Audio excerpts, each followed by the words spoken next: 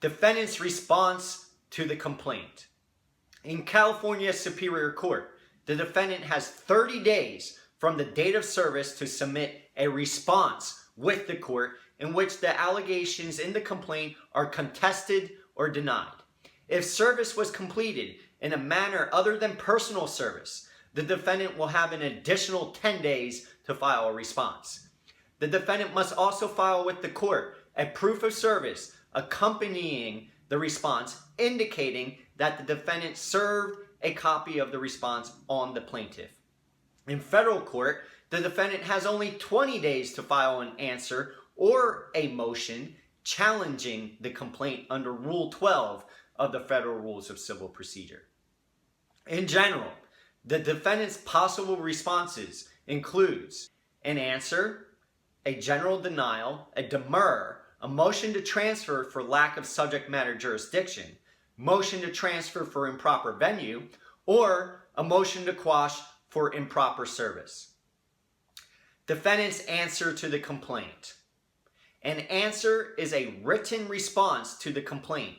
In California Superior Court, pursuant to California Code of Civil Procedure, Section 431.30b, an answer to a complaint must contain 1.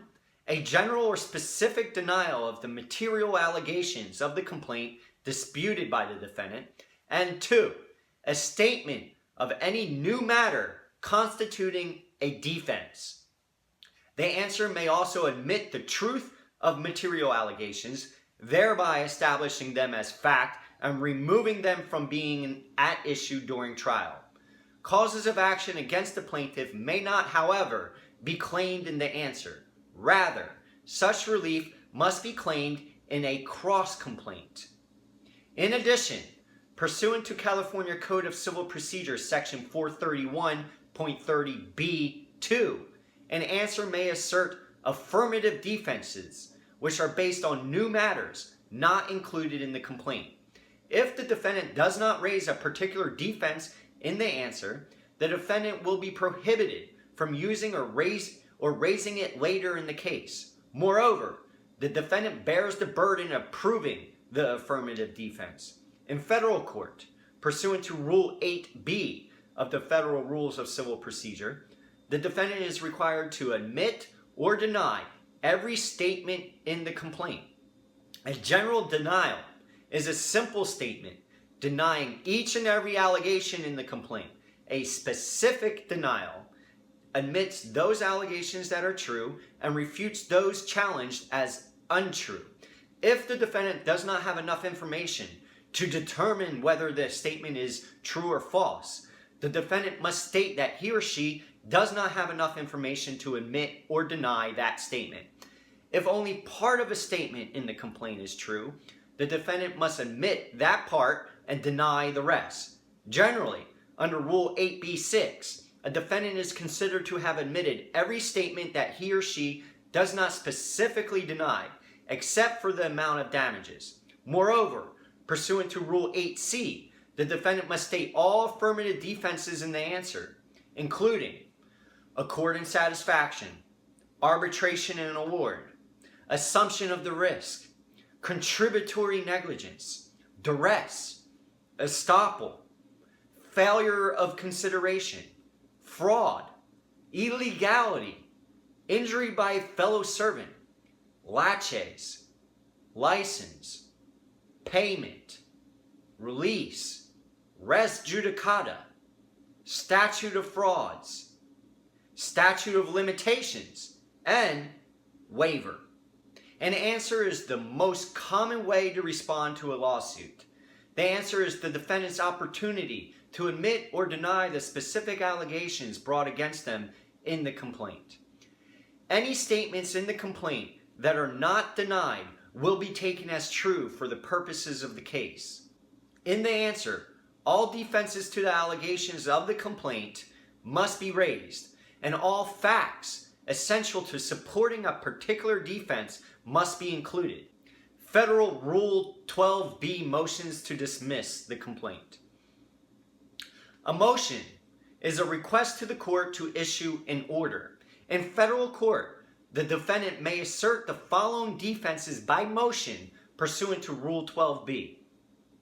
Lack of subject matter jurisdiction, lack of personal jurisdiction, improper venue, insufficient process, insufficient service of process, failure to state a claim upon which relief can be granted, and failure to join a party under Rule 19.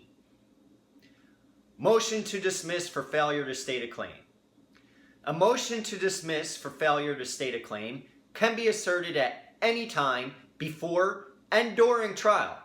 The defendant asserts that there is no need for the court to even consider any evidence because the complaint is missing a key fact required to support an essential element of the cause of action, and therefore, the court should therefore dismiss the case. The court will generally only consider the plaintiff's pleading and will not examine any discovery responses, depositions, or affidavits. The court will usually dismiss the case without prejudice, which allows the plaintiff to amend the pleading and file again. Motion to quash for insufficient service of process. A motion to quash service of summons is an attack on the method the plaintiff served the summons and complaint on the defendant.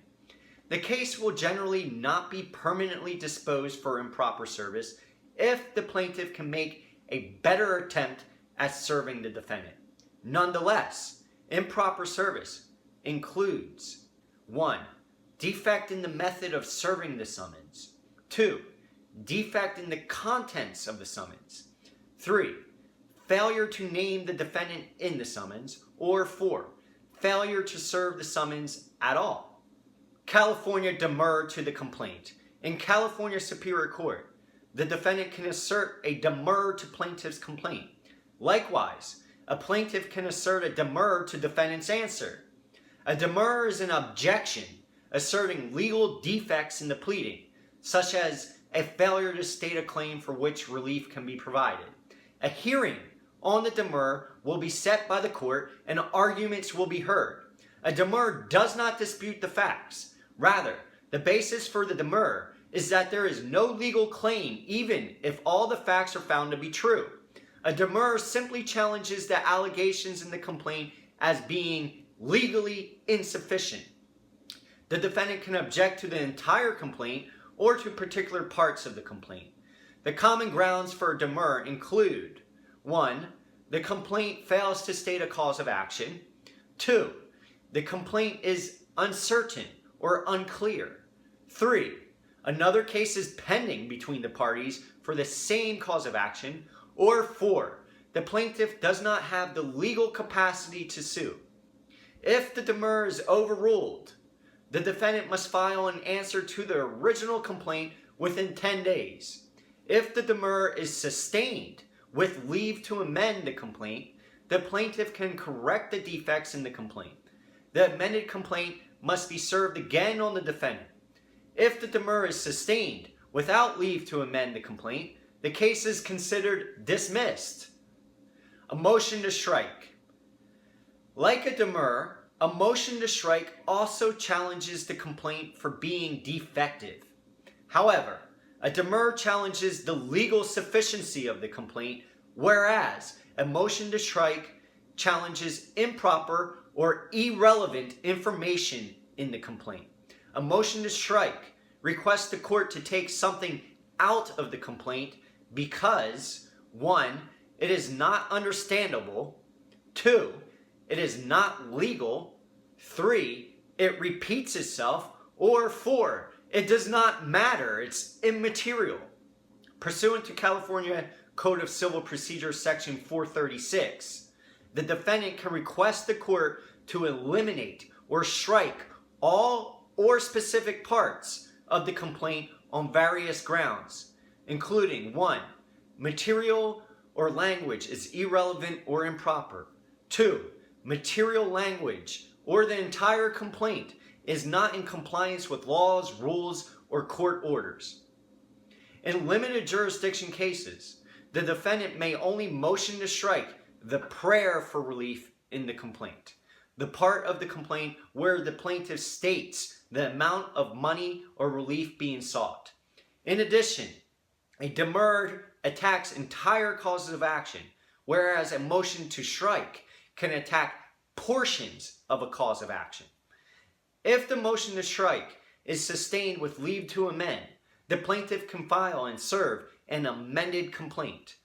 If the motion to strike is denied, the defendant may file an answer.